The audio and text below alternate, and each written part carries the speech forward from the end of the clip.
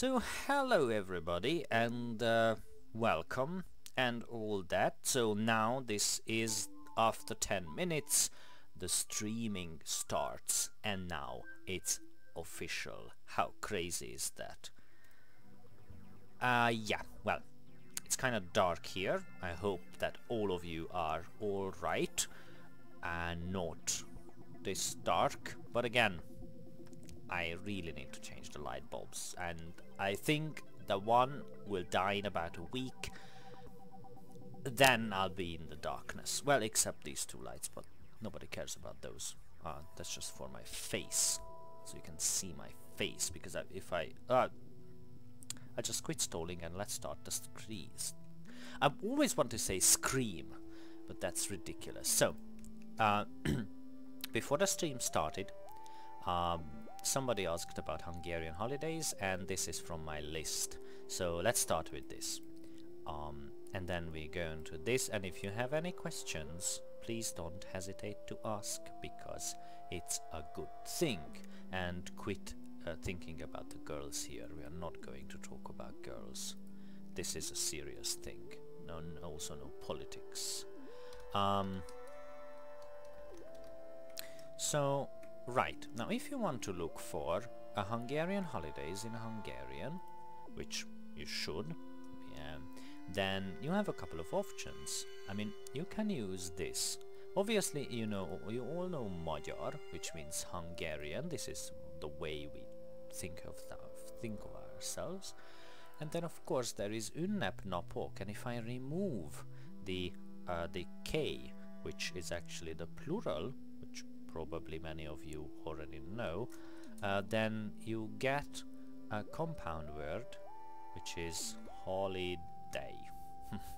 Basically, you've got the celebration part, that means celebration.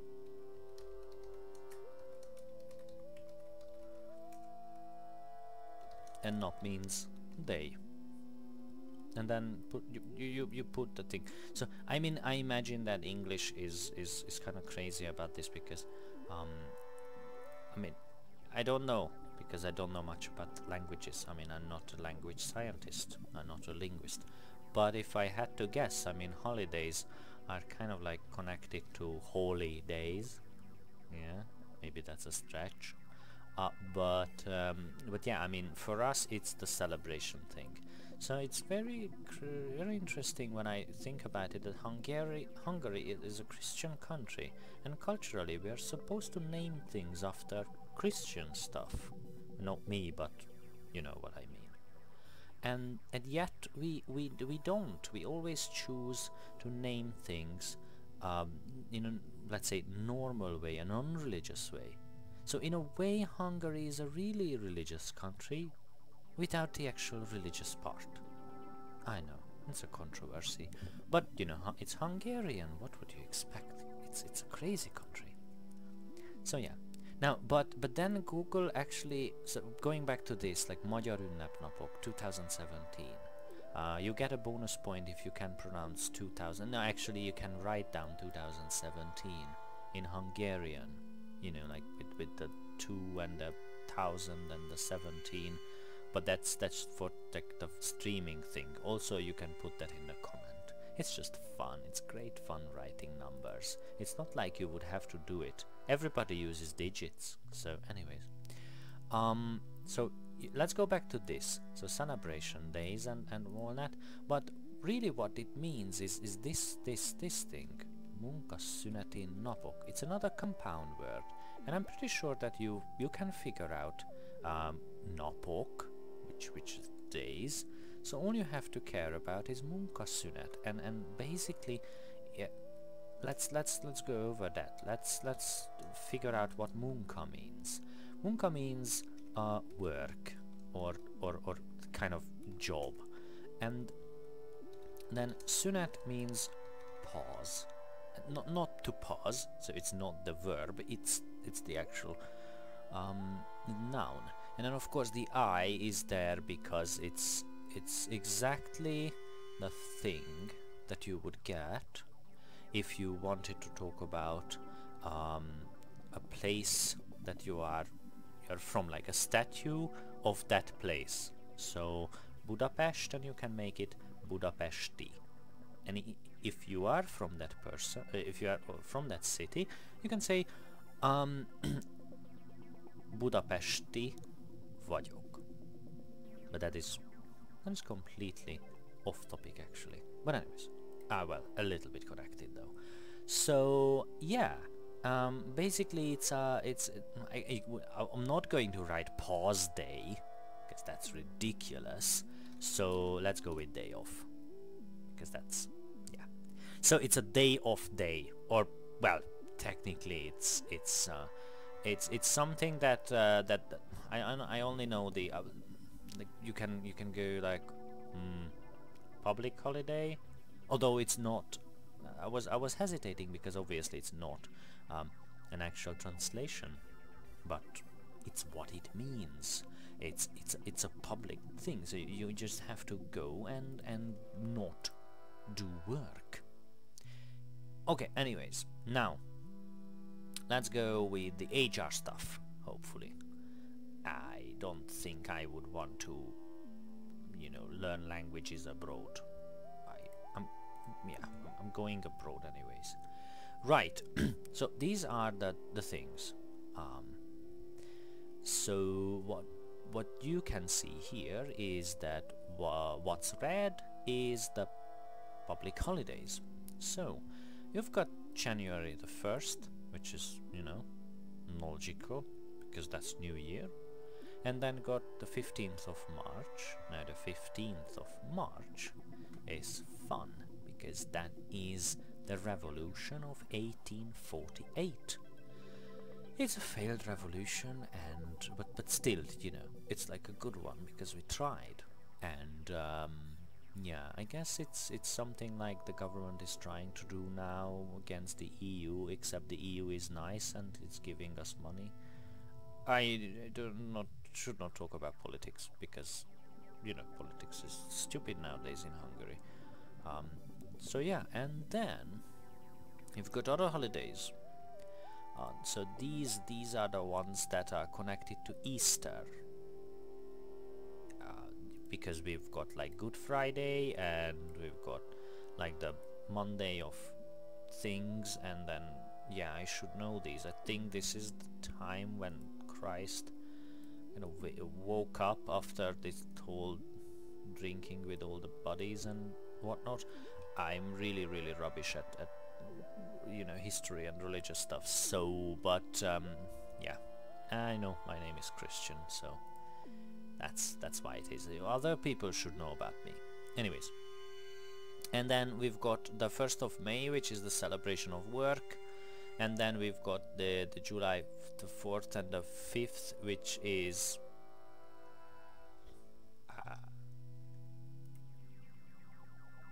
I have no idea. Literally, I mean, that's not connected to anything. It's not even a thing. Why is it a thing? That's ridiculous. Well, anyways, I'm sure that's some sort of crazy stuff. But I never heard of it. Maybe it's fate. Anyways, let's go over that. So then we've got the 20th of August, which is the actual date or supposed date when the Hungarian nation was born in like 1000. That was like 1100 years ago, like 1100 years. Oh, we've been here for quite some time, I would say. Right, and then let's move on. So we've got the huge fireworks. It's sort of like the 4th of July of Hungary, actually, if you're familiar with that crazy American holiday. And then we've got the 23rd of October, which I'm quite familiar with actually. That's another revolution. It's the 1956. Ironically, that failed as well against the Habsburg and all that. But you know, I mean, it's still a thing that we tried and eventually succeeded. So weirdly, we don't celebrate the this whole you know, falling of the Iron Curtain thing. I mean, there is a thing, there is there must be something, but it's not an official holiday, and not that I know of. And then of course you've got I mean, we've got the 1st of November. I mean, we don't have Halloween. What we have instead is the Day of the Dead, or the Day of All Saints, or whatever you want to phrase it. And basically that's when you go to to the cemetery and like care for people who are not with us anymore. And then something lastly that is quite familiar, I guess. It's the 25th and 26th of December. That's Christmas, and those are all the holidays that we have, and that's kind of fun, I'd say. So if you have any questions about holidays, and of course, you know, nobody works there, works at those times. However, we do one strange thing, that if something is in the almost not the middle of the week, but on a Tuesday or on a Thursday, instead of moving it to the closest Friday or closest Monday, what the United Kingdom does actually, for instance, we actually add an extra free holiday, but of course it's not free, because then the government chooses a Saturday, another week, and then we have to go in on that Saturday and just work. So that's weird. I hope I explain myself clearly with that, because that's a concept that puzzles most people. Right. All right. So there we have it. And all I have to talk about now, all I have left to talk about, is simply this one, which is the equivalent of but.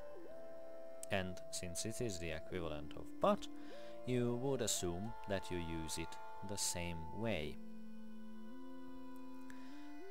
However, it's mostly used alone. It's not part of any sentence. Basically, this example clearly shows that Hungarian has a ton of expressions that mean almost exactly the same. They are the equivalent of but or and or whatever. But of course you use them in certain situations. In this case, if someone tells you something and then you have to say it, that it's, you know, but it's not, but you know, but it's an obvious situation, so you're supposed to say it out loud for the record, but you know, everyone should know it. Then you can use this expression. And also, as an addition, I think should include not in there as well, because if someone says something like, well, I'm sure that you are not that stupid, for instance, and then you can say Dehogy, no, not. I'm not stupid at all. Nah, of course not. So that's the way we use it, and we have a ton of words. I'm sure that you would love me to give you like a list of 1,000 words, but sadly I do not work that way, because I would rather most of them are not in use anymore. So whatever left is something that we can encounter from time to time, and I can tell you, but you can imagine that this is for really the later part of learning Hungarian. The normal curve of learning a language concerns itself, especially the beginner level, with the verb itself. And then you can go on with other words, nouns and other expressions for time and place and all that. And then in the very end you can go with this with these kind of expressions. You can treat them as phrasal verbs in English. You do not start with for instance I can get by, because nobody does that. You learn how to say I go to the cinema, I buy a carrot.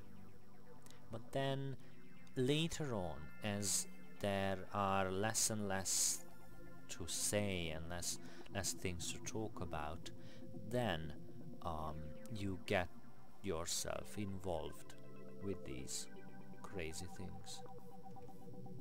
So that would be the example of Dehogy. Quite often and quite funnily, that expression always uses at least two of these, two Dehogy. So it's not, you can use it alone, of course, but then the more you say, the more obvious it should be. So again, going back to the example, someone tells me, you tell me that, oh Chris, yeah, you're not that stupid, and I say that Dehogy,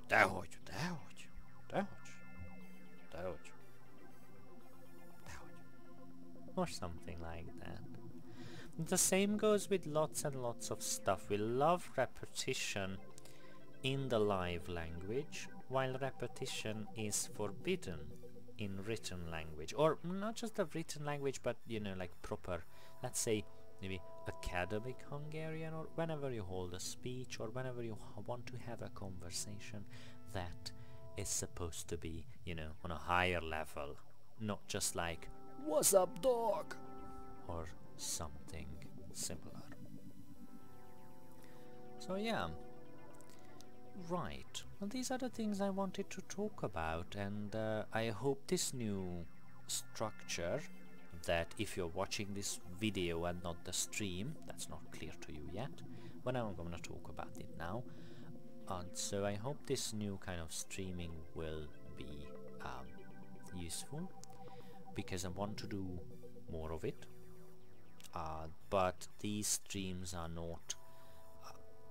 not scheduled like this one every Wednesday at 8 o'clock Hungarian time, which will change to 7 o'clock because of reasons, but well, not really, because Hungarian time will be the same, but I'll be in another place, but that's another story. So what I want to do is schedule more streams a week, at least maybe 2. Then you can show up and ask more questions, because for some reason, I don't know why, you seem to like the streams, and some of you even went as far as telling me that they are useful, which is amazing. So I think that this marks kind of the end of the stream, and then, well, as usual, thank you for watching, and